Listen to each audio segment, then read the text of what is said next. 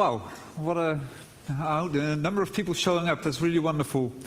It's really an honor to be here, and I would like to thank the CCC in the beginning for having us here.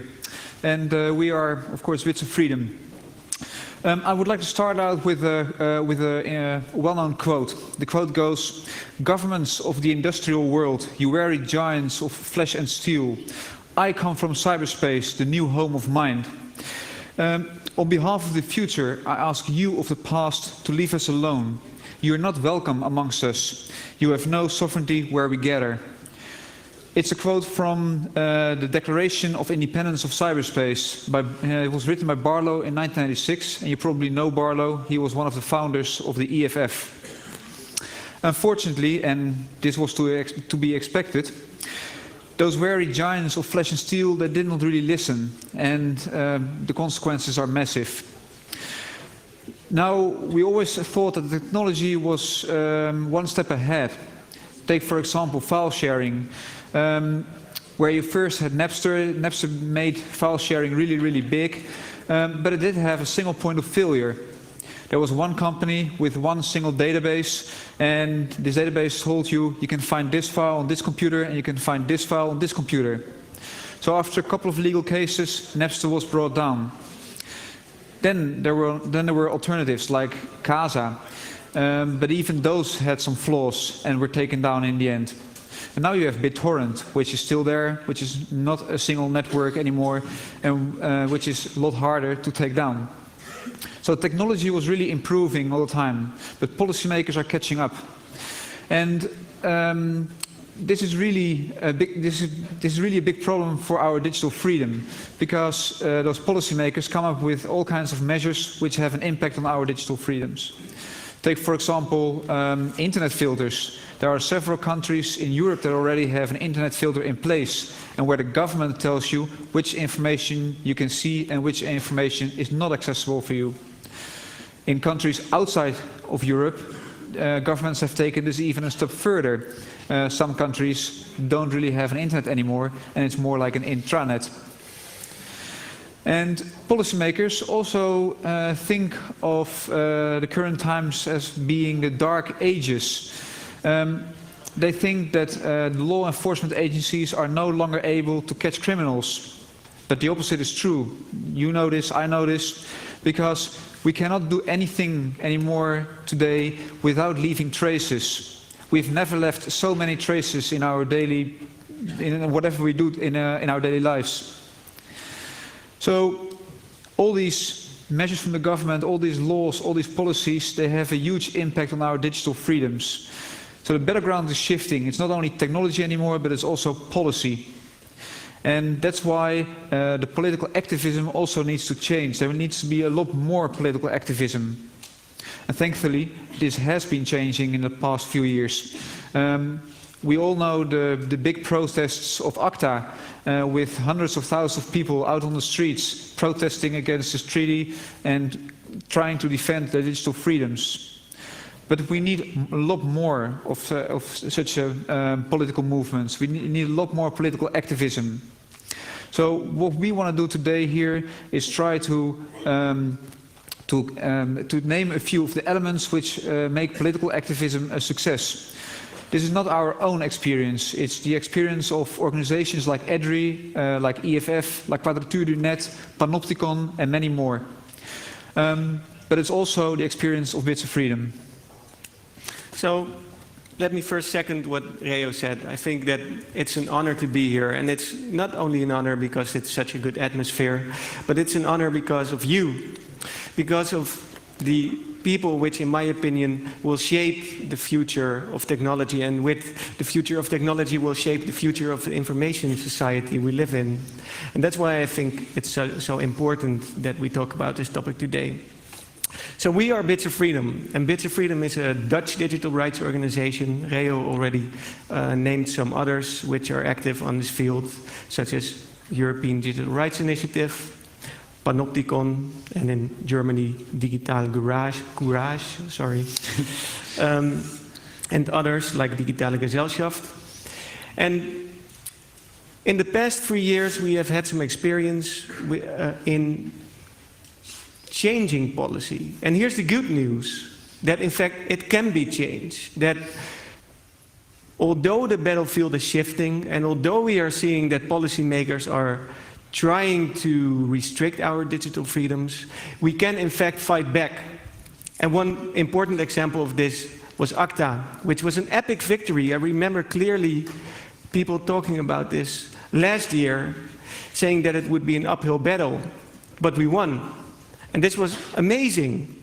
It turned out that the European Parliament, in fact, listened to us. And this is something we have to keep in mind.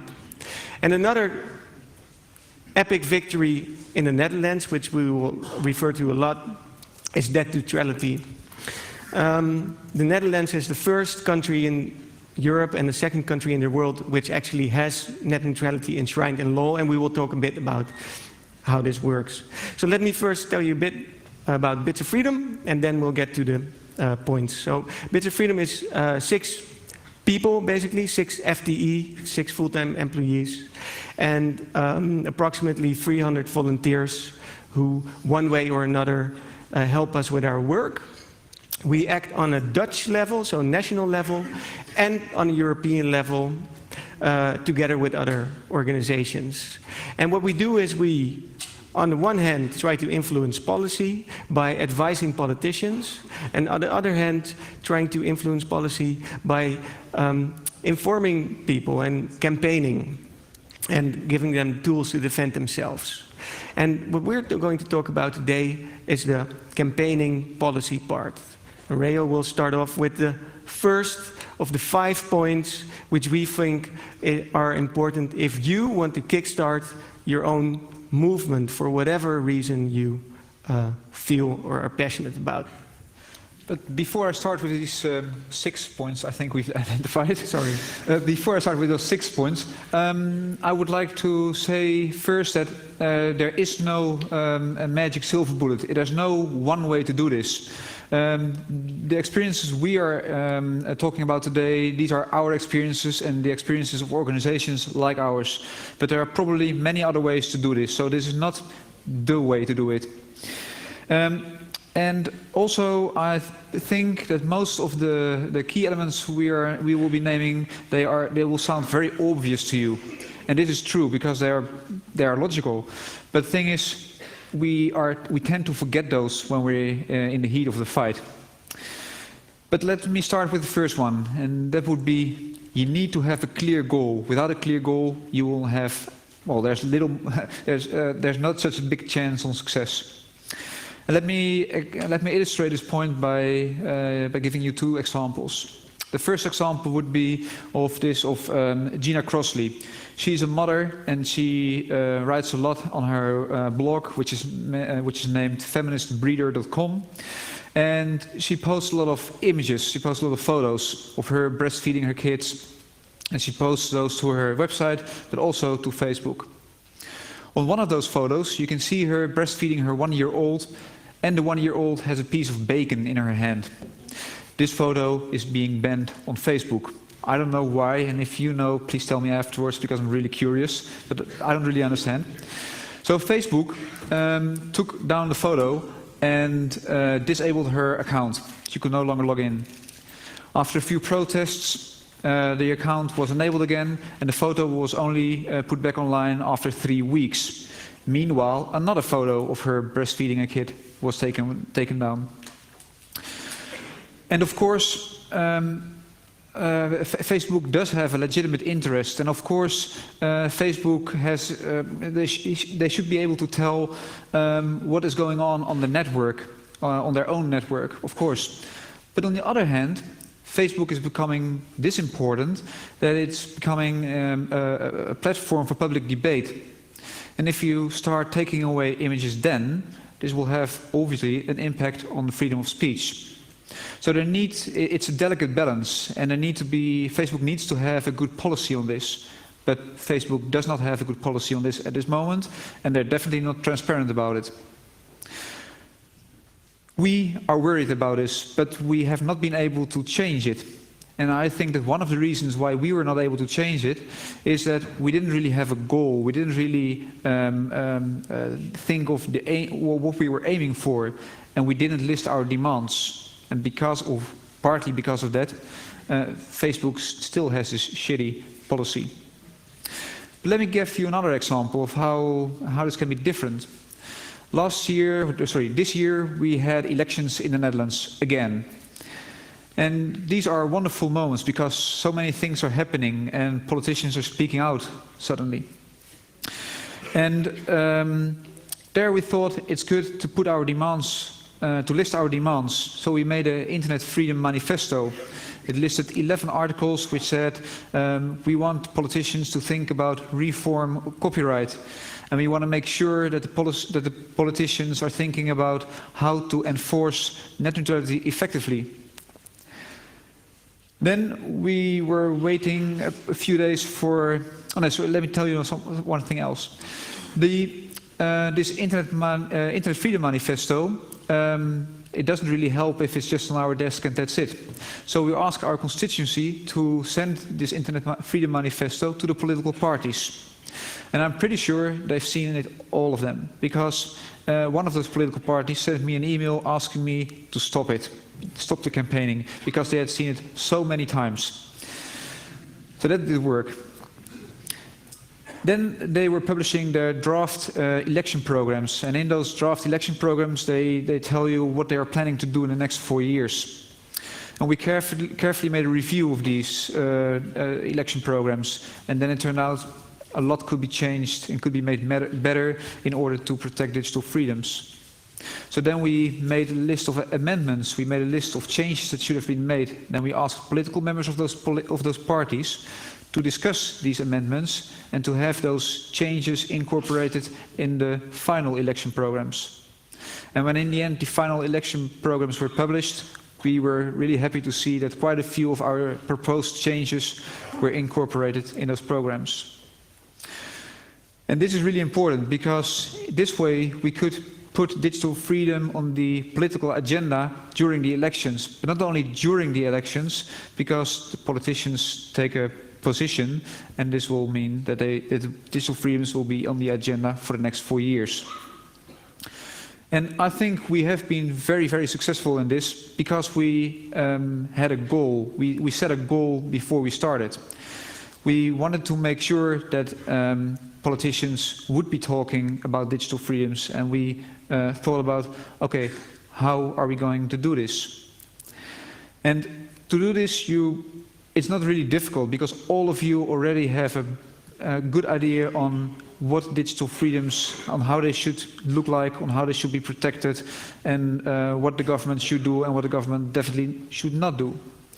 So write it down and make for yourself clear, we are right here now, we want to go there, and this is the path we're going to take.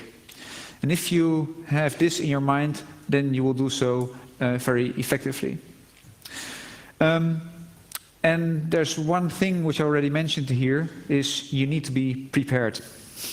Yeah, so you have this goal, like you want to, I don't know, destroy the medical health database, which has all your private data in it, and ensure that policymakers will not ever think of reinstalling it again. And you have this goal, and the next step then is what? So we think that the next step is to be prepared. And let me take you back to 1.5 years ago in London, on 10 May 2011, during a shareholders meeting of KPN, the Dutch telco incumbent. One of the directors of mobile retail of KPN then bragged to his shareholders about the fact that he was using DPI to analyze the traffic of his users. And with this traffic, he could see how many people were using WhatsApp, and on the basis of this information, he made the case for net neutrality infringing policies like blocking WhatsApp and instead charging for SMS. After he told this, it was silent for 2 days. Investigative reporters didn't notice it. Until 2 days later, one investigative reporter looked on the video, saw what the director actually did, and managed to write a blog about it. We then immediately jumped on it, seized the opportunity, and told our constituency that they had to file a complaint with KPN and that they were actually infringing criminal law.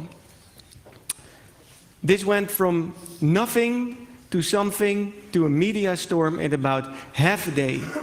And in the end, it was in the 8 o'clock news, in the evening 8 o'clock news, where we gave a quote and we managed to gain momentum. And this momentum we could use later on to form a majority with the parliament to actually push for legislation which could basically restrict the use of DPI. And the thing I take out of this is basically twofold. First of all, the dynamic of the media is very unpredictable. And things then can become a hype within half a day, or even sometimes 2 to 3 hours. And if you operate in this environment, you need to be prepared for this. And that's the second thing is, we were basically not working on an instinct, doing ad hoc stuff. This was something we were working on for 2 years already. We had contacts with our policymakers. We were advising them on draft legislation which could curtail this. And we only had to wait for the right moment to get our point across. So that's basically the point which we wanted to make also, is that be prepared means taking a long-term view and thinking for yourself, like, we're here now, we want to go there. This will take approximately 2 to 3 years. That's basically the time frame you have to talk about. And then within these 2 to 3 years, make a plan for yourself. And this plan will involve different steps. Firstly, framing, and we'll get to that later. Drafting your, creating your position, so like really trying to clearly articulate what you are actually aiming for. Drafting legislation if that's what you want, or drafting policy. And then talking to policymakers and stakeholders, and we'll get to that later on. So that basically brings us to the next point. Yeah, but you already briefly mentioned it, actually. Because, like Otto already told, on May the 12th, there was only one news outlet saying something about KPN's DPI. And we were the first ones to jump in. And this is really important, because we were the first ones to explain what KPN actually was doing. We were the first ones to explain what DPI means, what deep packet inspection entails. And we were the first ones to explain the concept of net neutrality. We were the first ones to explain, okay, an internet user should have the freedom to choose to do whatever he likes on the internet. It's not that a company should tell you, you are not allowed to use WhatsApp, or you're not allowed to use YouTube or any other service. You should be the one who can choose. And this worked because we were the first ones, and because we were the first ones, we were able to put that concept into the minds of people. And if a policymaker would hear other arguments, would hear counter arguments, this policymaker would always compare this to our arguments, and that's where you have a good advantage. So be early is very, very important. And if you're being prepared, then you can seize the moment when there is one. Another thing which already was mentioned once is you need to frame your message very well. Picking the right frame is very, very important. And I want to illustrate this with another example. In the Netherlands, it's the same just like everywhere. Sexual abuse of children is something of a hot debate. And politicians, well, maybe not sometimes they are more concerned about their own image than about the actual problem or solving the actual problem. So this is the same in this topic as well. And the policymakers had a proposal for an internet filter in the Netherlands. And well, I don't have to explain to you that a DNS filter doesn't really help. You can go around that one very, very easily. we were first trying to attack this problem by telling the government that internet filters, they are bad and they will have a negative effect on digital freedoms in the long run. But that didn't really work. That changed once we started to use a different frame. At one point in time we said, okay, you should act, you should not look away. And this is a frame we were borrowing from Mogis, which is a German organization. Thanks for that. And by using this frame, we were able to change the debate completely. We were able to tell, okay, the real problem is the distribution and the production of images of sexual abuse of children. And if you want to solve this problem, you should not hide those images, but you should prosecute the perpetrators and you should identify the victims. And once we were telling this story, the debate was fairly quickly done. We were winning. The proposal for an internet filter is off the table, and since then it hasn't been back. So it's really, really important to pick the right frame. It's really important to think about how you bring your message. And picking the right frame is very, very difficult. We are struggling with it, well, maybe not on a daily basis, but very frequently. If you want to pick the right frame, the best starting point is the problem of your opponent.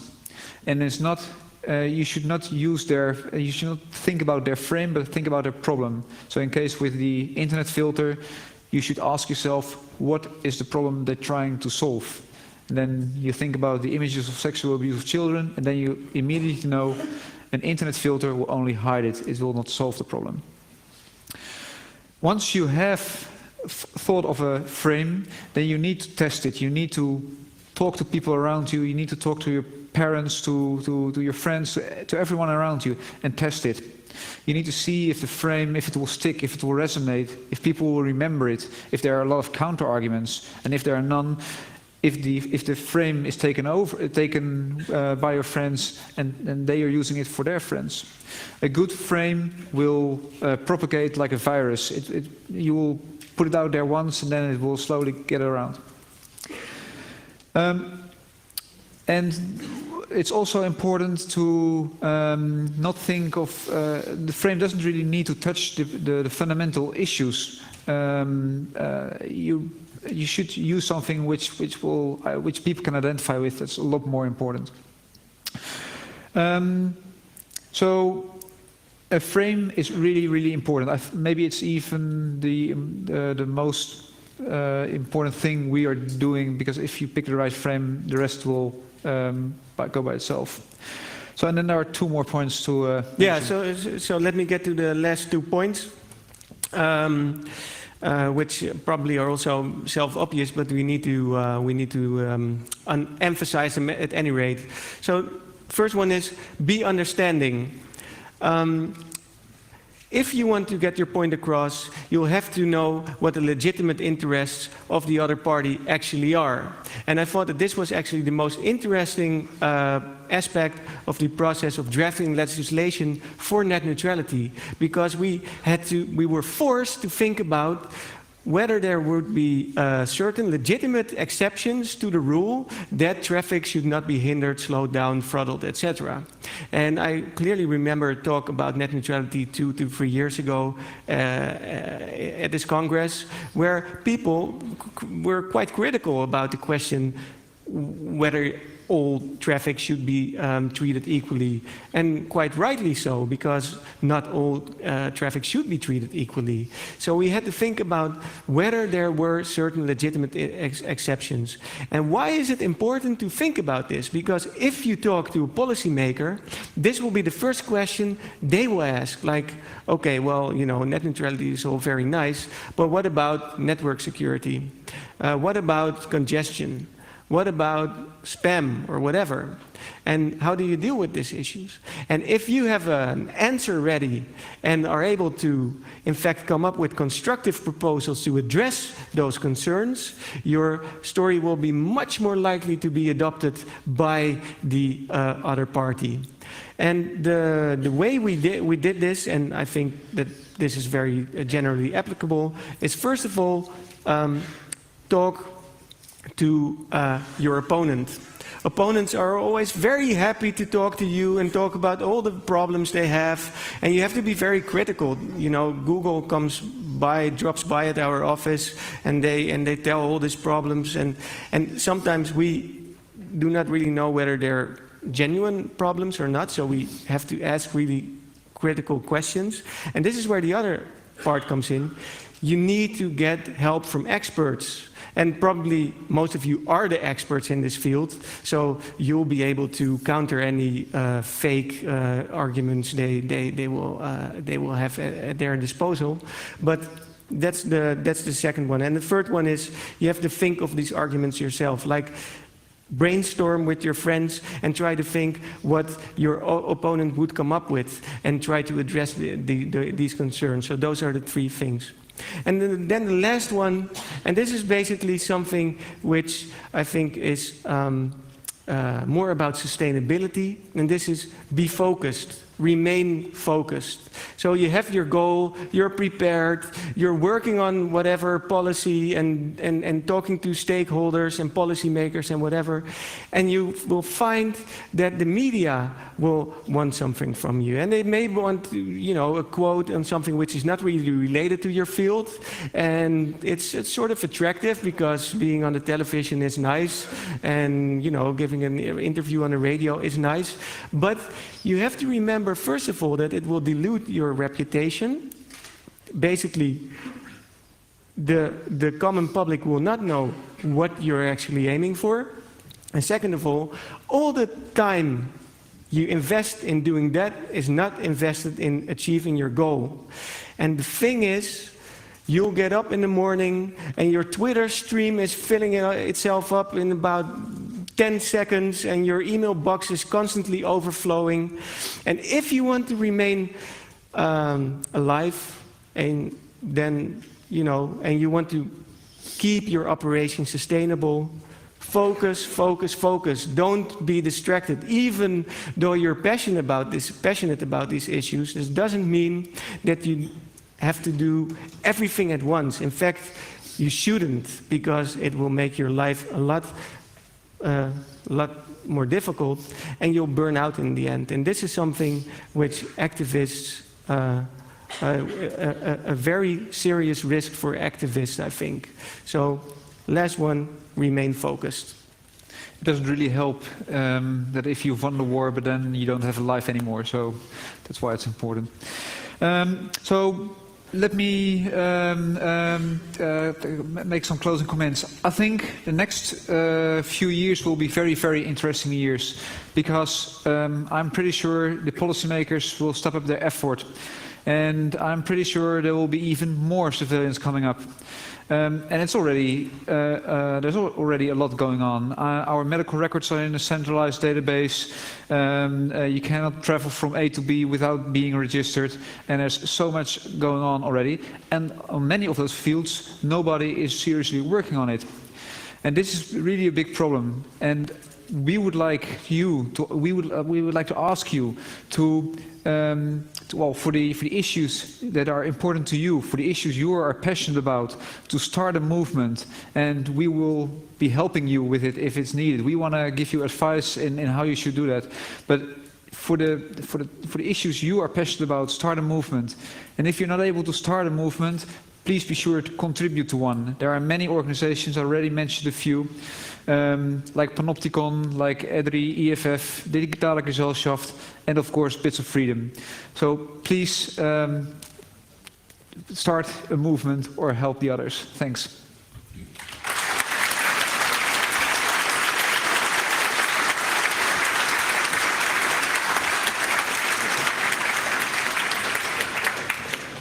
Thank you very much for the insightful talk. The speakers will now take the questions, if any. Yeah, please. Okay, you will be next. Thank you very much. It's more a statement than a question, because I'm exactly one of those politicians you speak of, and I please you stay a few minutes after this and let us exchange contacts, because I'm here to get all those information and all those contacts to bring your ideas into the political process. Thank you very much. Thank you.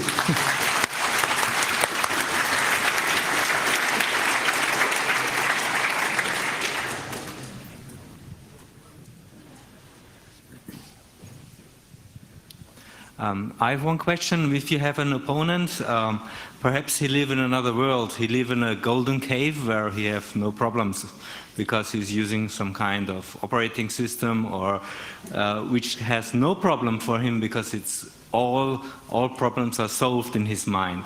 So how do you get your opponent out of his golden cave and come into your world to talk about the problems you think that are important?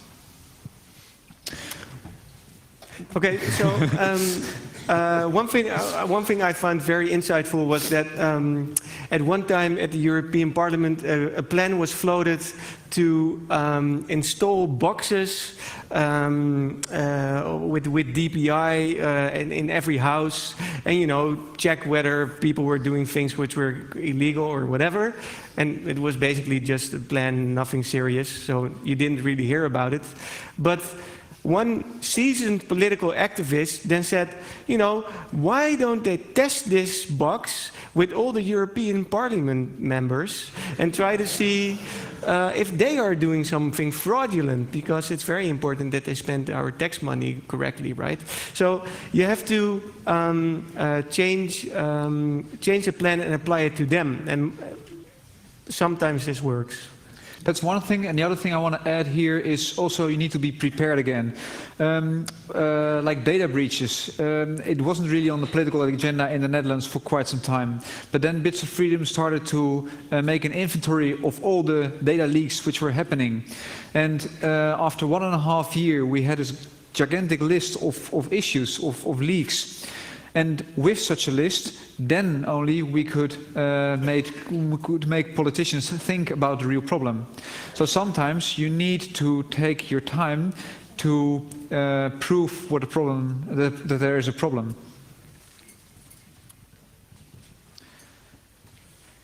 Other questions? Hello. You speak as though there's only two agencies involved in this, which is the politicians and the activists lobbying against them.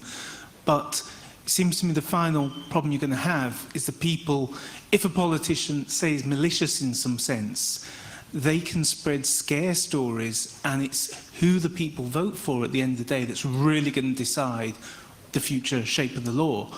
Yet we seem to have a problem that the majority of the people don't have any understanding still of net issues, nor interest in it. If they see something that's shiny, they'll sign up to it. They don't care if there's any issues with it. Do you perceive there's anything that can be done with that, or is it a lost cause that people just don't care about? And do you perceive that that's a gender issue, not gender, sorry, an age issue? Is it that older people, younger people coming up are more aware of the issues surrounding the net, or are they still as they've always been? Okay. So you're asking basically two questions, I think. First of all is whether the public is becoming more aware, and the second is whether politicians are actually listening to these issues. And I think those are very, very, very much intertwined. And as I said, I think that we are seeing a shift of the public becoming involved in this, and obviously the people who are, massive smartphone users and whatever will be the first to adopt our positions.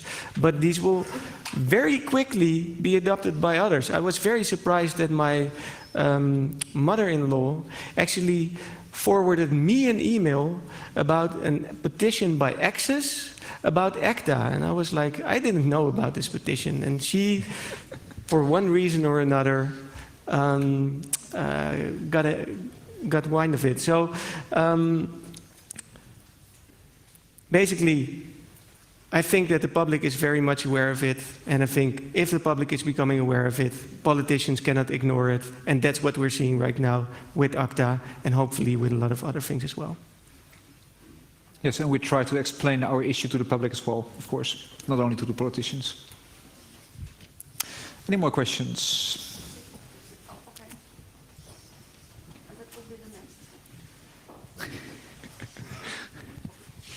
Hello. I was wondering about how do you try and combat any false information that gets out there? How do you also when they say we're arguing for the pro side, if there's other lobbyists on the other side then who also have experts who may be more false in their statements, how do you combat that? How do you go up against it and make sure that what your information, if it's the correct information, is the information that everyone's realizing is correct? Well, one important thing is that we put a lot of effort in making sure that our message is correct. So when we are saying something, people know it is the truth. People know it's true. And I think that's very important, because then people will not doubt your message.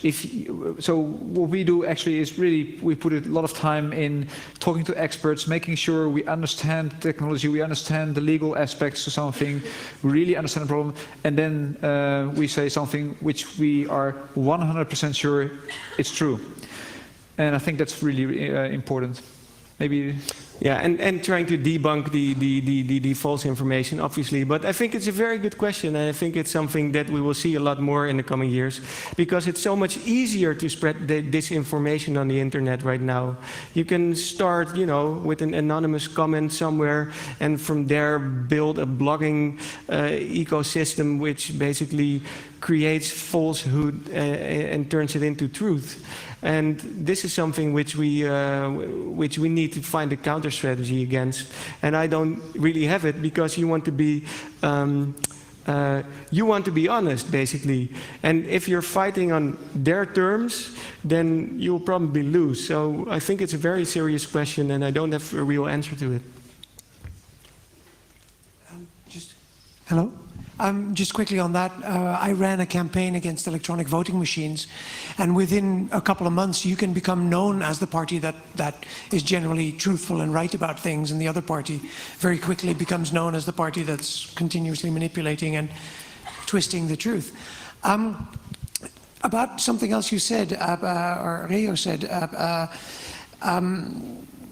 there's this dichotomy between planning where you are and where you want to go. As you said it, you are at A, you want to be at B, and being prepared and sort of going with the flow if things start happening, which I think there's going to be much more of the latter than of the former. And I think a lot of activism is over-focusing on the present, is over-focusing on what is already sort of a result of a chaotic shifting of states, as thinking of it as a set state that we need to move away from. It's much more, news is much more chaotic. The 24-hour news cycle is very chaotic, and the present state is much less fixed than people think. I think if you dare to dream, if you dare to step out of the present, and if you just set down what you would like to see as a law or as a policy, I think there needs to be a lot more of that, a lot more dreaming, even if it's 5 years into the future, because the present situation is so the word is overused, but so unsustainable that large changes are going to happen anyway, and you might as well think 2 years into the future instead of trying to move this status quo that's not going to hold anyway. I think that 2 years is even very sort of pessimistic. If you want to have something which is really sustainable, then you have to think 3 to 5 years ahead, and you shouldn't get involved too much in the media cycle, which is really frantically going rapidly berserk currently. Although you cannot live without it, that's the problem. I mean, if you want to create momentum and gain awareness about your issues, you will undoubtedly have to sometimes step into the media hype and also, perform your role. But you'll have to be very clear to what you're aiming for and keep the long term in mind. And I think that it's not only like in 5 years, but maybe it's also thinking about what we want to have in 25 years. So more being a visionary instead of just trying to influence the law and take into account that it's taking 5 years. So think not only about the 5-year plan, but also think about the 25-year plan.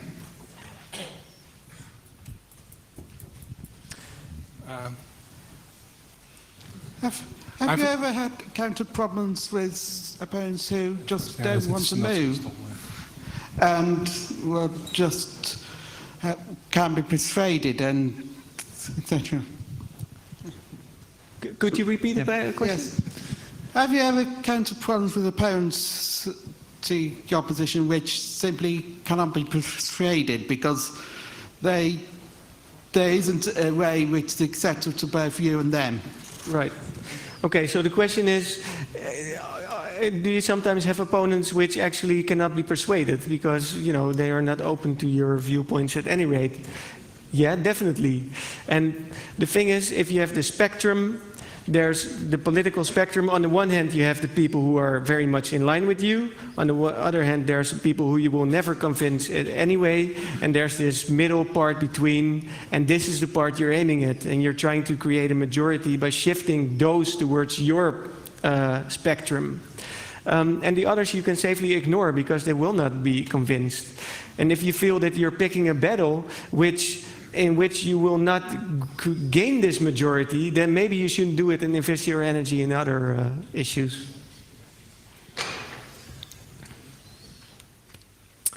There are some questions in the deck. Okay, sorry. It strikes me that you focus so much on telling the real story and finding out the real truth and double checking that it's really right. I have an academic background, as you may know. And I talk to politicians and activists, and they say, no, in politics, it's all about perceptions. So you have to focus on the story that works best and not necessarily on the truth. Well, you already told your position, but what's the answer if they say focus on perception and tell the story that works best? Okay, I think if you are doing this for the long term, then you need to focus on the truth, because otherwise you will be identified as a manipulator and someone who is not to be trusted, as Rob rightly pointed out. But there are different ways of telling the truth, and I think this is where our point of framing is really important, because you can either say, you know, DNS blocking is not effective because it can be very easily circumvented, or you can say DNS blocking is not effective to address the abuse of sexual abuse of children because you know, the perpetrators are not being jailed. And the challenge is to look for a story which is true but also resonates. Hello. One guy asked about how you cope with irrelevant informations, but I wanted to know, how do you deal with just irrelevant problematics or, you know, bogus problems? Most often, policymakers just expose one part of the problems we may encounter and just offer the right tool to solve it, but the real goal is to set the tool. It's not the problem. And you said at the point that it's a good way to gain some weight, to give better answers to problems that are exposed. But most often, the real problem is what's exposed. It's not relevant. So it's like, I'm very happy you had a victory with child abuse, but most of the time when we do hear about child abuse, it's to hear about internet filtering or something. It's not really about the kids, it's about control. There are so many other fields to help children in sports clubs or anything. How do you reveal that trick? I think it's a good question, by the way. I think what we do also a lot is trying to find the truth. So we're trying to determine what is actually behind a proposal. And by doing so, this will help you pick the right frame, for example. So it's important on many levels. It's not only important for telling the story, but it's also important to know what is really going on. and we are doing quite a few, quite some research in looking in. Okay, this is the proposal, but what went on before there was this proposal? So what is going on actually? Easy to get in thanks. It's easy to get in a debate, but it's quite difficult to shift a debate. And I think that most of the time that's the way to go. No, that is difficult, of course, and but that I think we already mentioned a few times now is that it all boils down to one thing: picking the right frame. So you have this problem, you need to find out what's it all about, and then you need to rethink about it and start thinking about, okay, this is the problem. But how are we going to bring this? How are we going to explain this issue? Yeah, and that's a different one. Maybe I can add to this. In communications theory, I understand that there's a way of using the frame of your opponent to your own advantage. So if your opponent says, for example, in privacy, corporations often say something like, you know, for us, all these rules make it very complicated to do our business. Then you try to identify the underlying value of this frame, and the underlying value of this frame is basically, for us, legality and knowing what we're up to is very important. That's the frame. Then you take the counter frame of that frame, the counter value of that frame, and you say, well, you know, for consumers, trust is also very important. This is so you need to be able to know what you're up to, but consumers need to be able to know what they're up to as well. You know, you use their frame, pick the underlying value, use it to your own advantage, and then reframe it, and use their argument to your advantage. It's a very theoretical, but you know, take 15 minutes to do this exercise, and it will allow you to do some like communication jiu-jitsu or whatever. Yeah. Thanks. We have a question from the internets. So some people are having difficulty understanding how an individual could benefit directly from being an activist. Essentially, what might motivate someone not specifically interested in the common good? The nice thing about our work is that we are working on problems which have an effect on myself right away. So if you look at net neutrality, for example, winning this battle makes it that I have different, that the companies are selling me a different kind of phone. They are no longer telling me, okay, if you want to go to YouTube, you need to pay some extra money for this. So most of the, or for many of the topics we are working on, there is a direct relationship between what I'm trying to fix and my own environment. So for some of the topics, of course, this line is a bit thinner, I think. But for many of the topics, there's a direct relationship, and that makes it, yeah, very easy somewhere and very cool to do this. Thought it might be easier to just come to the mic. My question involves the 5 and 25-year plan that you guys were talking about earlier. Simply because it seems like a lot of our recent victories, especially like things like ACTA, were actually more like 5-month plans, and they all came together in one big flash. So what do you guys do to manage something that rises and falls as quickly as internet culture does? So, in addition to what we spoke earlier about, the fact that internet can be easily used to turn falsehoods into truths, there's another dynamic which we are currently discovering, which makes activism much more difficult, and this is the fact that that unwanted policy or trying to change policy it's becoming so much more like a flash in the pan kind of a dynamic. You know, you have these swarms going on to something, picking it and picking the carcass empty and then going away. And this is one way to do activism, but it's the question whether it's sustainable in the long run. So I think this is something where we as organizations, sort of the leaders of the movement for internet freedom, need to be very aware of whether we're not depleting a resource and depleting the trust of politicians in, say, in civil society and internet nerd citizenship, whatever. So it's something we are very much thinking about, how to do the next ACTA without using up the trust we are gradually building with politicians. Yeah, very legitimate question. Okay. I have a question. Just a short one. How do you finance your activities? Very good question. So we're financed via three types of income. First of all, individual donations. Those are somewhat less than 1/3 of our budget. Foundations, those are a bit more than 1/3 of our budget. And corporations, and those are like 1/5 or 1/6 of our budget. And those are mostly freelancers giving 500 euros and stuff like that. So we have a budget of 400,000 euros approximately. And yeah, that's about it. And it's probably important to stress that we are using this setup because we want to be independent. So there's not one single big company giving us our budget, so we will be very dependent. We're not getting any money from the government because that would give us some dependence.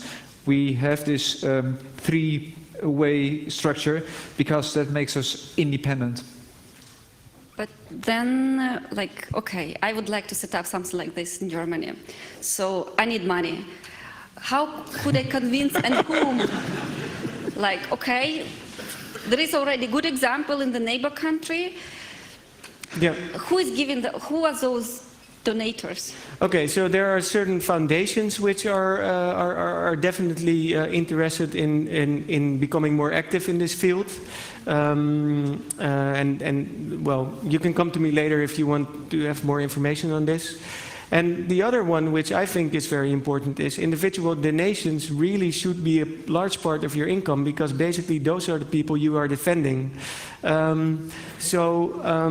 Whenever there's something like an ad hoc movement, I don't know, you're doing something against ACTA, already start building for the larger, more sustainable NGO kind of thing. Yeah. I have a question. You made it all sound so easy. You just sent emails to the parties, you made amendments to their party programs, and then they listened to you. But I can't imagine that it is that easy. I mean, how do you counter the lobbyism of telcos that don't want net neutrality because it's a new field of profit they can make, and I don't think they will let this slip out of their hands that easy. Mm-hmm. How do you deal with that? Yeah, okay, so I think it's not easy. I think it's doable. That's something which I hope you can take away. And it requires long-term planning, like 2 to 3 years investing your time in it. But then, if you do that, it's doable. And that's something where I think we have the advantage. Time and society is on our hand. People think internet freedom is so very important to them that if you manage to sort of latch on to that and sort of help build the momentum for internet freedom, it will sort of take care of itself also. So you just need to be the leader of the movement and dare to dream, and then it's doable. We will take the last question. Okay, also my question is, how important are insiders or whistleblowers to get information from? Because do you have some kind of bullshit law monitoring or stuff like that? You talked about preparing is so important because preparation needs time. And if policymakers are creating contracts or laws in secret, you can't prepare what you don't know about. I think I'm not sure whether we've seen much information from whistleblowers which helped us a lot. I don't think there's much, but we spent quite some time in doing, for example, Freedom of Information Act requests. And of course, the government is already telling, does already do press releases from time to time and tells the story in with their frame. But to know what is going on, actually, you need to do some research. You need to look into the problem that is there, that is trying to be solved. You need to investigate what actually the government is up to and what they are planning and what they are wanting to do. And this also takes a long-term planning, because doing Freedom of Information Act requests before you get the answer, it takes a long, long time. But without those, you can never find out what the government is really up to. So that's one way we get the information on what actually is going on. Okay. Okay, so this is the end of the presentation. Let's thank the speakers.